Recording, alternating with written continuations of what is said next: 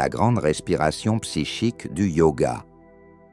Toutes les anciennes pratiques religieuses, sans exception, étaient des moyens de guérison spirituelle et physique. Cela inclut le jeûne, la prière, le baptême.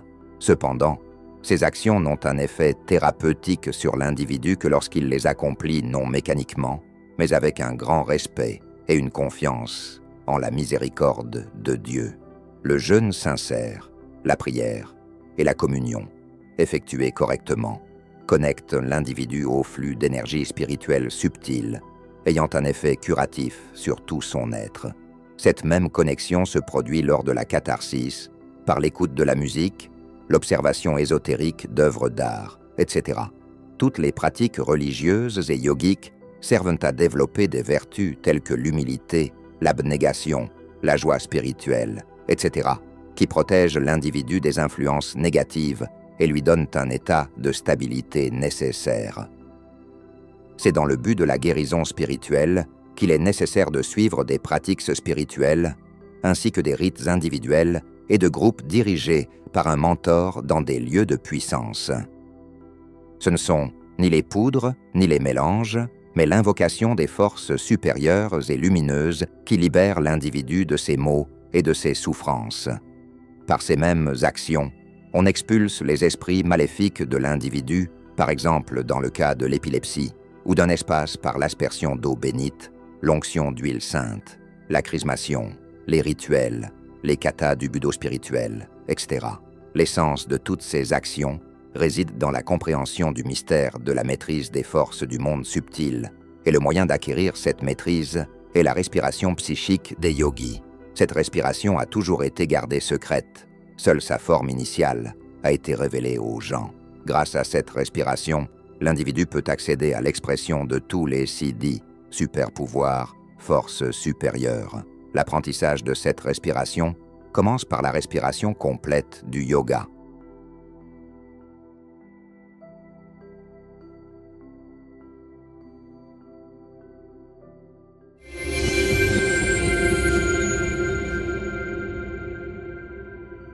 La respiration complète du yoga.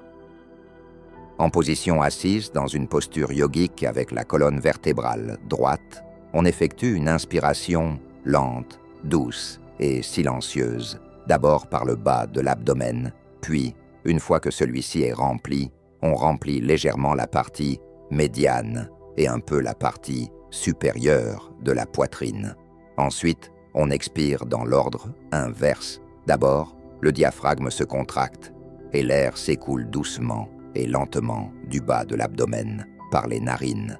Puis on vide la partie médiane et supérieure des poumons. Il ne doit y avoir aucune pause entre l'inspiration et l'expiration. La respiration doit se dérouler comme une vague, l'inspiration et l'expiration étant maximales, sans tension, en entrant dans un état de calme total, de sérénité et de légère euphorie. Une fois dans cet état, on se concentre sur la pulsation, dans la région du cœur, des tempes, des bouts des doigts. Puis on la ressent dans tout le corps. Après avoir atteint cette sensation, on prononce une prière et mentalement, on se transporte au sommet de l'Himalaya, se sentant entouré par des flux d'air pur et montagnards, des rayons du soleil et le prana cosmique de lumière, la grâce de Dieu. Cela est nécessaire pour se protéger des émanations négatives, car ce sur quoi nous nous concentrons, c'est ce que nous recevons, même dans les souffrances infernales. Si l'on se met dans un état d'acceptation du divin, alors on se retrouvera dans le divin. Par conséquent, toutes les considérations sur les dangers du pranayama en Occident ou en ville sont infondées, car l'homme est là où se trouve sa conscience. En t'entourant de flux de prana, commence à l'inhaler avec tout ton corps, chaque cellule. L'énergie entre à chaque battement de cœur. Elle se déplace avec la pulsation. Les poumons et le cœur sont deux pompes d'énergie, le cœur étant une pompe d'énergie plus importante et plus puissante, capable d'agir même sans l'aide des poumons. Comme, par exemple, lors de la consommation de drogue, quand la respiration peut s'arrêter pendant plusieurs minutes, mais le battement de cœur continue. À l'expiration, l'énergie s'accumule dans le chakra Muladhara, ou l'un des chakras. Ensuite, le prana s'accumule également dans d'autres chakras.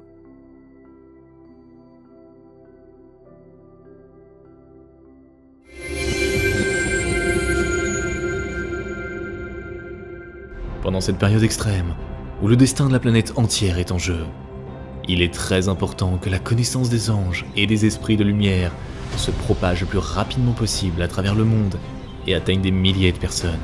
De cette façon, nous pouvons changer l'avenir de toute l'humanité. Alors nous nous tournons vers toi, chère âme de lumière. Partage la connaissance concernant nos livres sages et nos films. Partage les liens vers des vidéos ou des dessins animés. Tout cela est disponible et gratuit. Invite les femmes à des pratiques individuelles, des webinaires et des séminaires, et le grand esprit de lumière t'aidera, à toi et à ta famille, en dirigeant une énorme quantité d'énergie pour réaliser tous tes désirs. Les esprits lumineux et les anges t'aideront, à toi et tes proches dans tous les domaines. Le fil de la lumière et de l'amour de ton cœur atteint le cœur des femmes en recherche. Et la création du bien, la diffusion de la connaissance de lumière dans le monde commence. Rejoins cette mission de lumière. Aide les gens et Dieu t'aidera.